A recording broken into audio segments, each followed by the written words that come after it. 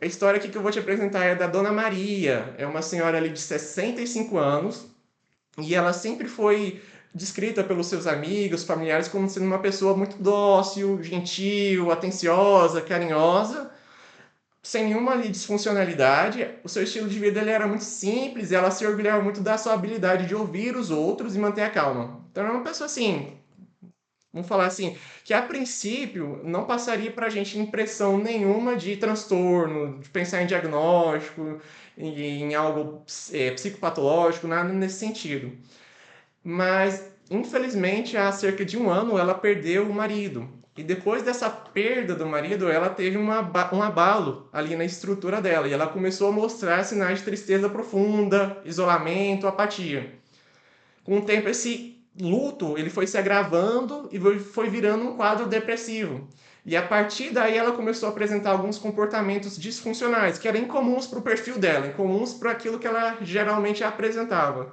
Ela começou a ser extremamente dramática nas interações sociais, especialmente ali com os filhos, os familiares e os amigos próximos. Muito chamativa, muito explosiva e buscando a atenção de maneira muito intensa, falando assim de uma maneira teatral, chorando copiosamente nas situações cotidianas. Começou a relatar queixas físicas de dores, sintomas de que não tinham ali uma origem orgânica clara, não tinha nenhuma lesão, não tinha nada relacionado à hérnia de disco, fibromialgia, mas ela reclamava bastante de dor, começou a apresentar desmaios frequentes, sem causa aparente, sem crises convulsivas e até mesmo um episódio de paralisia dos membros inferiores. Ela ficou praticamente ali sem andar por algum tempo. Isso fez com que ela tivesse várias consultas médicas e realizasse vários exames e que não levou a nada significativo. No final, o que acontece? Né? O médico ele faz a avaliação, descarta as possibilidades de alguma doença clínica orgânica e encaminha para o terapeuta, para o psicólogo, para o psiquiatra. Essas crises conversivas, né, de desmaio, de paralisia, começaram a ocorrer com mais frequência e ela passou a exigir mais cuidados ali dos familiares, especialmente dos filhos dela, expressando muito sentimento de abandono e de desespero. Ela começou a fazer psicoterapia com você. Então imagina lá esse caso aí, uma paciente que aparentemente não tinha nenhum sinal de transtorno e depois da perda do marido ela começou a ter comportamentos disfuncionais, algo que realmente não tinha muito a ver com a personalidade dela. Bom, o que isso nos mostra até aqui? Para a gente poder entender o transtorno de personalidade, vamos entender que é um padrão de personalidade, de, vamos falar assim, de cognições, afetos, de vivências emocionais e experienciais, do modo de viver, o modo de ver as coisas, o modo de existir, que se mantém ao longo do tempo.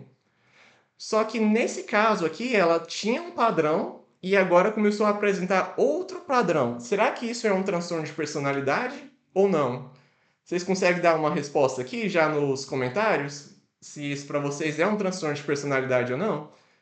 A gente vai ter essa resposta aqui importante até o final. Mas se vocês já puderem já dar um feedback aqui, eu acho que a gente vai conseguir ter um aprendizado maior. O eu acho importante em relação ao aprendizado, né? Quando eu era criança, uma forma que eu tinha de aprendizado era eu ficar lendo e explicando para mim mesmo as coisas. É mais ou menos o que eu estou fazendo aqui. Eu sempre aprendi dando aula, mas eu percebi ao longo do tempo que o meu aprendizado era muito maior quando eu estava interagindo e participando daquilo que eu estava me envolvendo, daquilo que eu estava aprendendo, colocando na prática.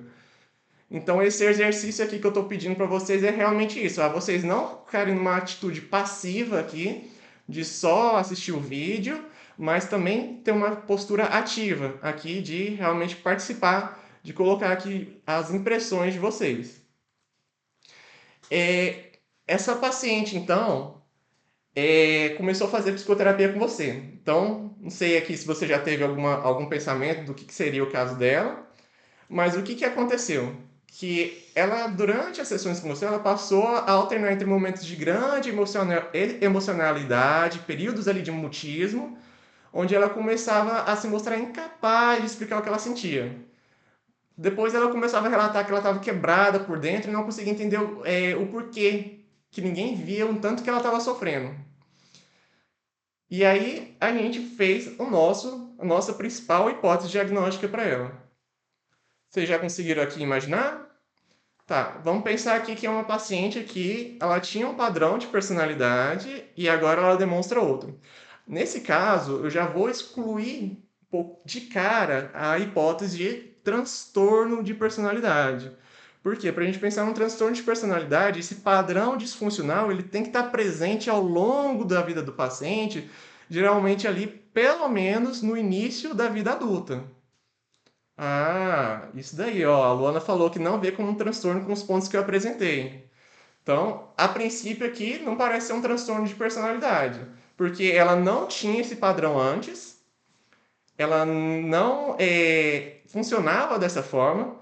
Na sua adolescência, no início da vida adulta, ela tinha outro padrão e agora ela está apresentando assim.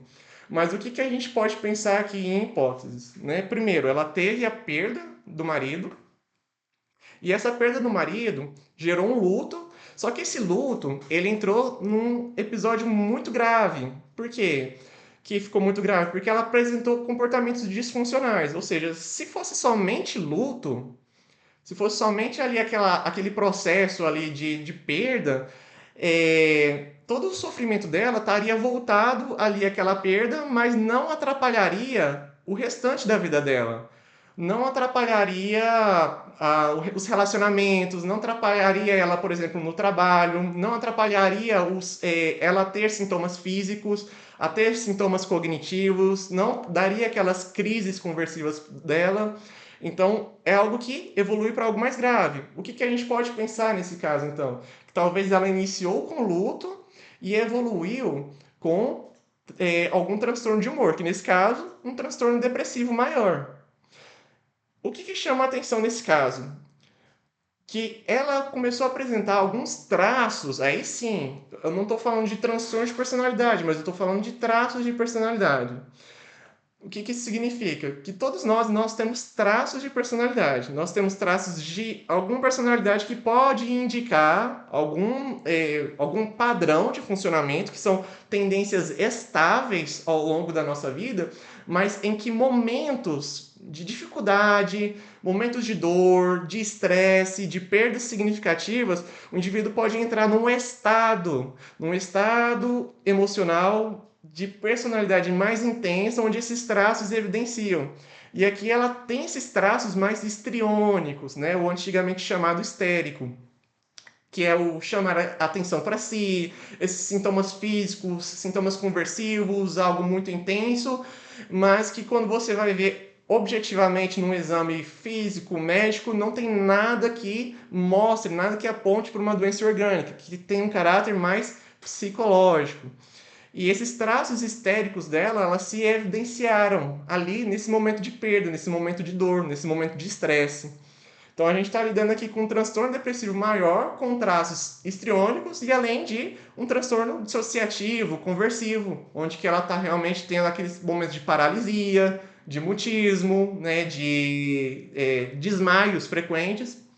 Ela começou o tratamento aliado, né, com a psicoterapia e o uso de medicações. Tá, então quais medicações ela poderia ter utilizado? No caso dela, como um transtorno depressivo maior, ela provavelmente iniciaria com um antidepressivo, um medicamento da classe dos inibidores seletivos da recaptação de serotonina, que são medicações que têm menos efeitos adversos, são mais toleráveis. Por exemplo, sertralina, estalopram, fluoxetina, paroxetina. E aliado ao tratamento medicamentoso, ela está fazendo psicoterapia com você. Está fazendo uma psicoterapia focada ali nas perdas dela e nessas manifestações somáticas. E juntamente esse tratamento aliado, a gente viu que ela começou a progredir. Esses comportamentos teatrais eles foram diminuindo de forma significativa. As crises conversivas foram ficando menos frequentes e menos intensas e ela começou a voltar à sua disposição emocional, afetiva, cognitiva anterior. Então, esse caso aqui, realmente, como a Luana disse, é muito interessante, porque ele é muito comum na nossa prática, da gente ver uma pessoa que, durante um momento de estresse, ela começa a apresentar um padrão um pouco mais diferente do que ela realmente apresentava anteriormente à depressão. E isso não significa necessariamente um transtorno de personalidade. E nas próximas aulas a gente vai ver como que isso se integra, por exemplo, para a gente fazer um diagnóstico diferencial com transtorno de personalidade borderline, transtorno bipolar, o paciente narcisista, o obsessivo compulsivo, diferenciar ele do TOC, diferenciar do paciente ansioso.